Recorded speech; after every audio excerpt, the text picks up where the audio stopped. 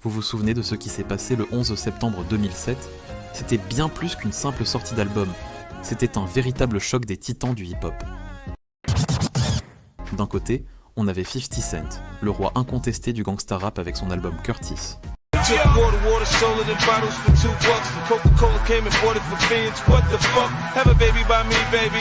De l'autre, Kanye West, le visionnaire créatif avec Graduation.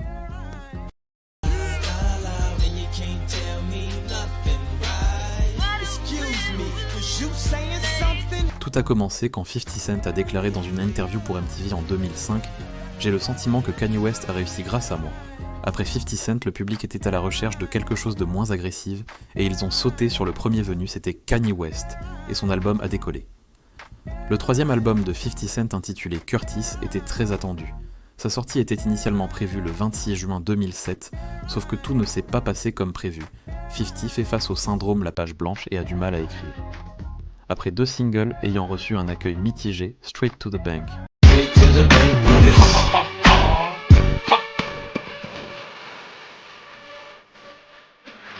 et Amusement Park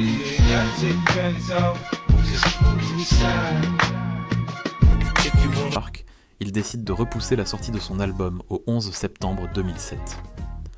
De son côté, Kanye connaît un succès fort avec ses singles Can't Tell Me Nothing et Stronger sur lequel il a passé 3 mois.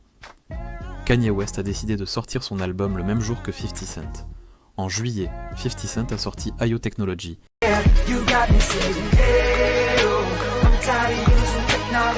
qui connaît un succès international qui lui permet de rattraper son retard de ses premiers singles.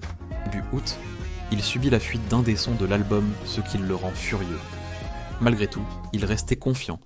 Il a même déclaré publiquement que si Kanye vendait plus que lui, il arrêterait sa carrière dans la musique.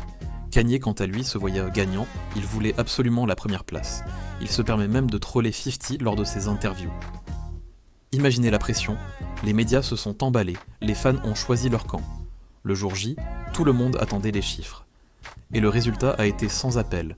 Kanye West a vendu près de 957 000 exemplaires de Graduation la première semaine aux États-Unis, contre 691 000 pour Curtis. Cette victoire écrasante de Kanye a marqué un tournant, prouvant que l'innovation artistique pouvait l'emporter sur la formule du gangsta rap. C'était la fin d'une ère et le début d'une autre. Pour plus d'histoires sur le hip-hop, abonnez-vous